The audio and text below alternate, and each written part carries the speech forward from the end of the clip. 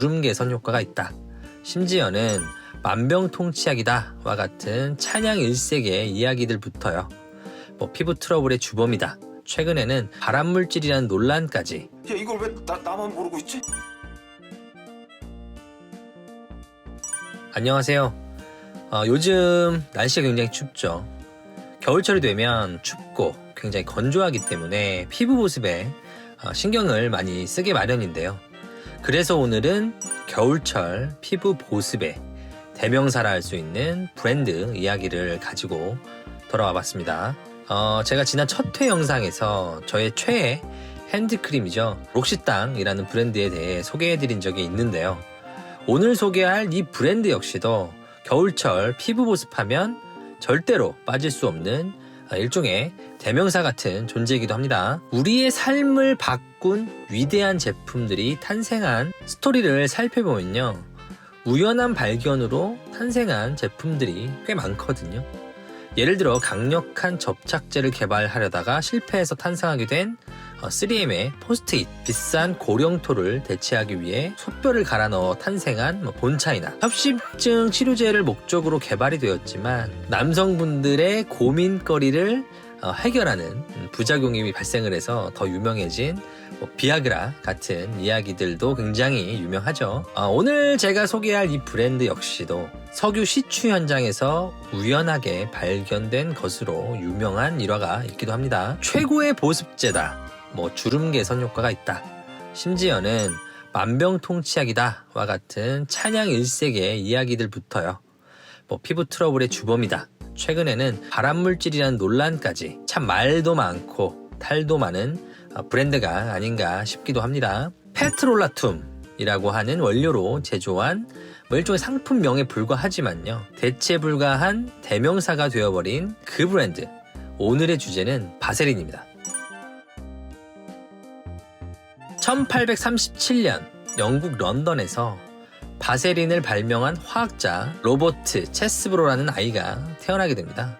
당시만 하더라도 향유 고래 기름을 정제해서 석유 대신 사용했다고 하죠. 대학을 졸업한 그의 첫 직업은 이 향유 고래 기름을 정제해 연료를 만드는 일이었다고 합니다. 1859년 미국에서 세계 최초로 석유 유전이 발견되고요, 석유 산업 역시 크게 성장하게 되는데요. 사람들이 더 이상 향유 고래 기름을 필요로 하지 않을 것이란 사실을 깨달은 그는 곧장 석유 기름을 연구하기 위해서 미국 펜실베니아로 날아가게 됩니다. 당시 펜실베니아는 오일러시로 전 세계 수많은 이들이 석유 대박의 꿈을 안고 모여드는 이른바 핫플이었다고 하죠. 그러던 어느 날 석유 시추 현장에서 일하던 그는 신기한 장면을 목격하게 됩니다. 석유와 같이 올라오던 끈적끈적하고 까만 물질 때문에 시추기계가 오작동을 일으키게 되면요, 이 인부들이 작업을 멈추고 그 물질을 제거하는 상황을 자주 목격하게 된 거죠. 이 까맣고 끈적끈적한 물질의 이름은 바로 로드왁스라고 불렸던 이른바 석유 찌꺼기였고요. 근데 이 광경을 지켜보는 그의 눈에 신기한 행동이 목격되게 됩니다. 이 인부들이요, 이 로드왁스를 버리는 게 아니라 따로 잘 모아두었다가 상처가 나거나 화상을 입었을 때 이걸 치료제로 바르고 있었던 거죠. 화학자였던 그는 로드왁스에 피부를 치료하는 어떤 성분이 포함되어 있을 것이라 확신하고요, 이 로드왁스를 연구하는 일에 매진하게 됩니다. 1865년 그는 드디어 이 로드왁스에서 페트롤리움 젤이라고 하는 물질을 추출하는데 성공하게 됩니다. 1870년 그는 페트롤리움 젤을 활용한 피부 치료제를 출시하여 판매하기에 이르는데요. 독일어로 물을 의미하는 아사, 그리스어로 기름을 의미하는 일레리안이라는 단어를 조합해 이른바 물처럼 투명한 기름이라는 의미를 담아 바세린이란 이름을 상품명으로 사용하게 됩니다. 보습제의 대명사 바세린은 이렇게 탄생하게 된 거고요. 바세린이 탄생한 지도 올해로 자그마치 154년이나 되었는데요. 그만큼 오랜 시간 우리 삶 속에서 함께한 브랜드라고 할 수 있습니다. 그럼에도 바세린은 현재까지도 집집마다 하나씩은 필수 상비품으로 가지고 있을 만큼 대중적인 아이템으로 자리 잡고 있습니다. 사실 오랜 세월이 흘러도 변함없이 사랑받는 제품은 다 그만한 이유가 있잖아요.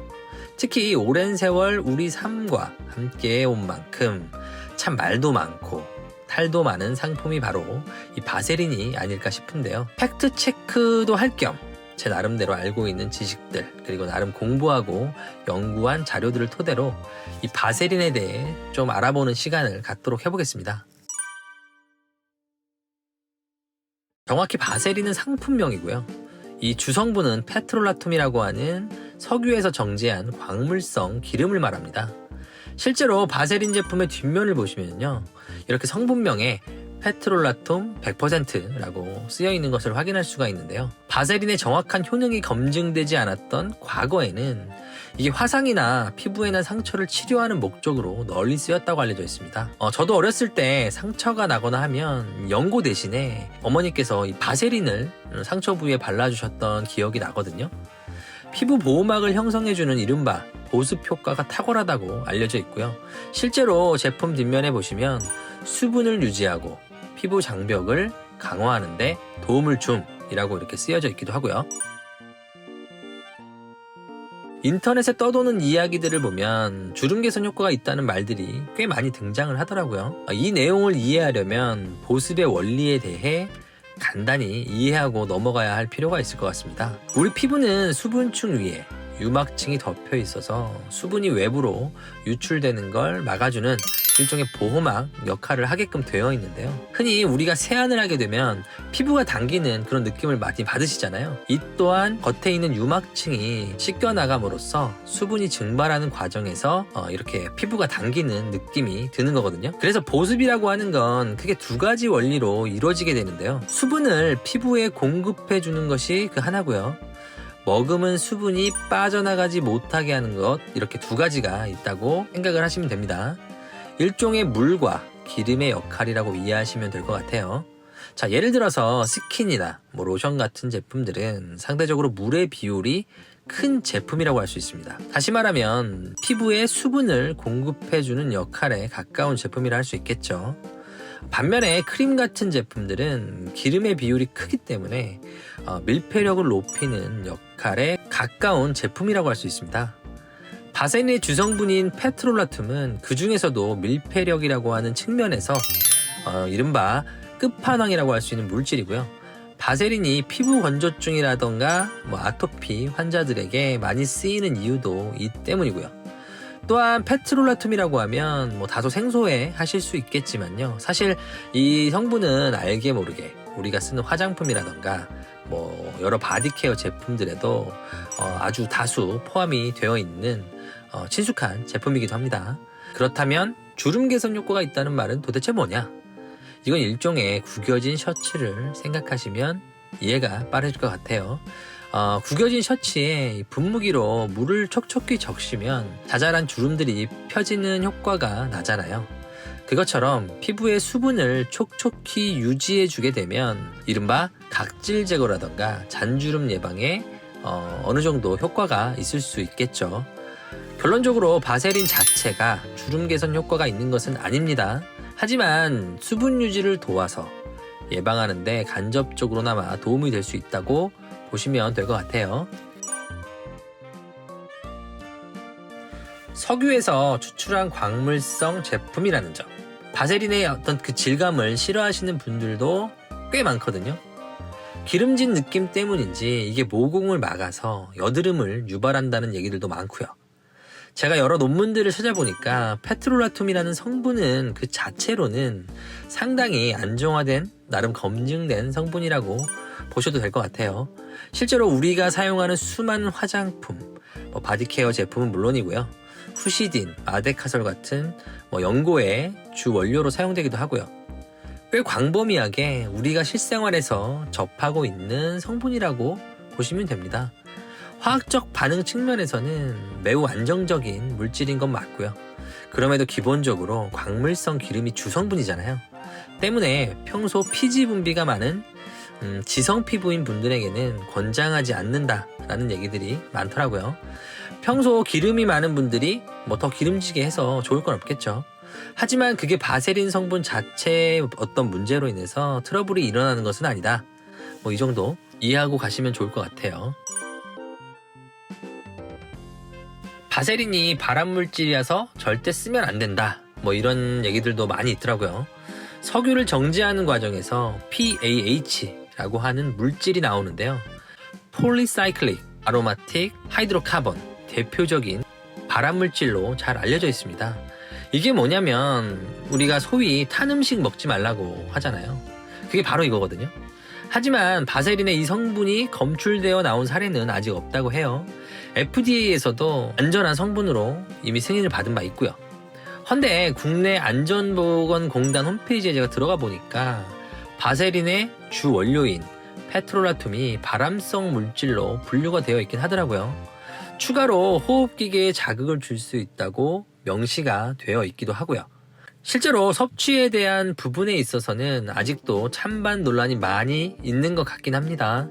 이 문제가 정리가 되기 전까지는 일부러 섭취할 필요는 없지 않을까 싶어요.